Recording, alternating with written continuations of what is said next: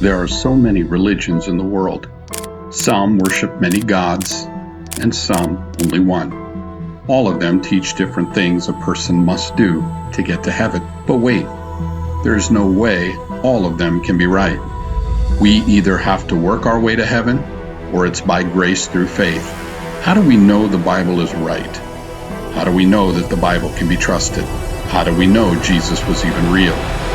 And if he was, did Jesus rise from the dead?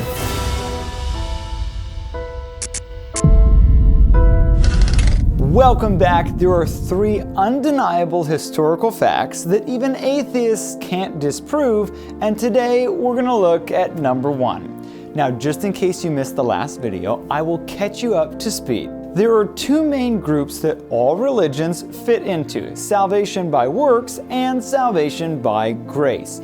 Now, how do we know which group is right though? The New Testament answer is the resurrection of Jesus Christ. Now, before we look at the three facts, we need to know why the resurrection is proof that Jesus Christ is actually God. Because Jesus claimed to be the Messiah, Son of Man, and Son of God.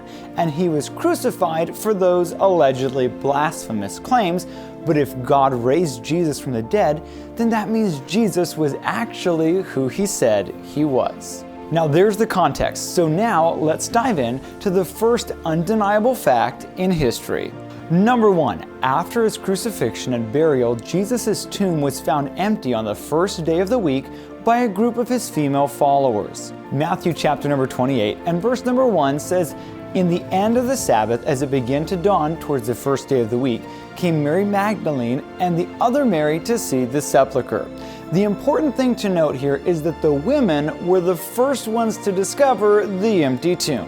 But before I dive in too deep into that, let's talk just for a moment about how Jesus got into that tomb in the first place. There was a man named Joseph of Arimathea, and in Matthew 27 verse number 57, it says, "When even was come, there came a rich man of Arimathea named Joseph, who also himself was Jesus' disciple." Verse 58 says, "He went to Pilate and begged the body of Jesus. Then Pilate commanded the body to be delivered. And when Joseph had taken the body, he wrapped it in a clean linen cloth and laid it in his own new tomb, which he had hewn out in the rock. And he rolled a great stone to the door of the sepulchre and departed." Now, Joseph of Arimathea was a religious leader and a member of the Sanhedrin. Basically, he was a Pharisee. Now, let's break this apart into three different sections to make it easy. A, B, and C. A, this is attested or told about in multiple different sources, and it's independently attested too. Skeptics find this passage really hard to explain, and historians have pushed the thought conveyed here all the way back to within 5 years of Jesus' crucifixion. Now, the reason this matters is because it would be too close to the actual event for someone to say that it was a legend and that it was made up many years later. Paul is writing to the church at Corinth in 1 Corinthians 15, and in verse number 3 he says this, "For I delivered unto you, first of all, that which I also received, how that Christ died for our sins according to the Scriptures, and that he was buried, and that he rose again the third day according to the Scriptures, and that he was seen of Cephas, then of the 12. After that, he was seen of above 500 brethren at once, of whom the greater part remaineth unto this present, but some are fallen asleep. After that, he was seen of James, then of all the apostles. And last of all, he was seen of me also, and of one born out of due time." Now, it's important to note three different things when we look at this passage, which I know was pretty long, but you did a good job hanging in there. First off, Paul let us know that he's delivering unto them the same thing that he received, and it's not his own words or ideas. The technical Jewish name for this kind of thing would be called an oral tradition. So the idea that Paul received this and now he's passing it on means that it originated before Paul became a Christian, because it didn't originate with Paul. One study dated its origin to the time before Stephen was martyred, pushing it back to around AD 32 or earlier, which would make it within 2 years of the crucifixion. That's really close. Second, there's good evidence that since the words "and that" were used like 4 times to connect the death, the burial, the resurrection, and the appearances, that means it's not just highlighting the fact that Jesus died, but it also shows that Jesus would have actually been in the tomb. And this makes denying the empty tomb extremely difficult. Third, it's important to note that Paul had personal contact with Peter and James, both of whom claimed to see the risen Jesus. And by the way, they didn't just claim to see him, they were also put to death for believing that he was risen and not denying it. The 500 witnesses were also listed here, and they would have still been alive. And when Paul wrote this, they would have been able to verify it if anybody wanted to double check what Paul was saying. This is an incredibly powerful passage, and it actually causes a lot of problems for people when they're trying to deny the resurrection. Now, don't worry. B and C are actually pretty short. B. Joseph of Arimathea. If it was a made-up story or event, why would the followers of Jesus put the leaders of the Jews in a positive light and saying that one of them, Joseph of Arimathea, gave Jesus a decent burial instead of letting him die like a common criminal? It just doesn't make sense unless it actually happened that way. C.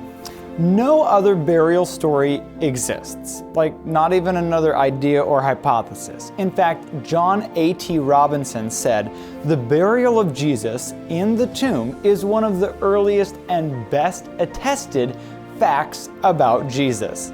Now, even though some people would rather not, skeptics and historians are forced to believe, based on the evidence, that Jesus was buried in Joseph of Arimathea's tomb. Now, the reason that's important is because he can't rise from a place that he was never put in. So if he was in the tomb, now we have the possibility that he can rise from the tomb 3 days later, if that makes sense. If I was never sitting down on the couch, then I can't stand up from the couch. But once I sit on the couch, now I have the possibility of standing up off the couch. Now, we're almost out of time, but before we go, I want to leave you with 4 quick facts. Number 1, the resurrection was proclaimed in Jerusalem, the very city where Jesus was executed and buried. If the tomb had not been empty, the authorities could easily have produced the body and stopped the spread of the movement. The empty tomb is confirmed in multiple accounts, and it's independently attested in different sources. The women's testimony was less than trustworthy in first century Israel.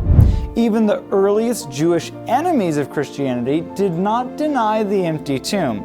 Instead, they claimed that the disciples stole the body, which was evidence that the tomb was in fact empty. So, we have an empty tomb, but an empty tomb all by itself doesn't prove a resurrection. That leads us to the second fact. Now, the second fact of history that, well, I'm out of time. So, if you're curious about what the second fact of history is that atheists can't actually disprove, you're gonna have to check out the next video. Thank you so much for joining me as we follow the evidence on our journey to the destination of truth. Let's recap real quick to make sure you didn't miss any of the important details. The burial of Jesus in the tomb is one of the earliest and best attested facts about Jesus. A. This is attested in multiple sources and independently attested.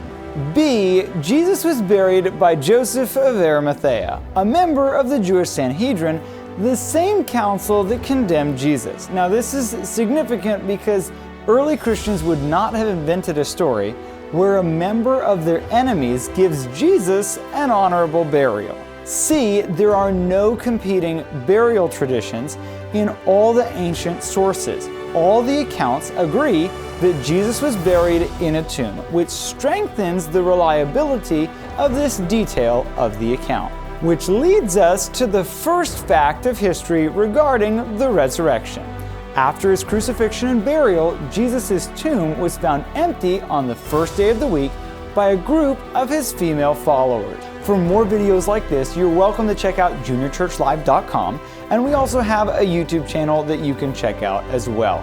Thank you so much for watching. If you have any questions or comments, I'd love for you to send me a message. Let's keep looking at the evidence to answer the question, did Jesus really rise from the dead?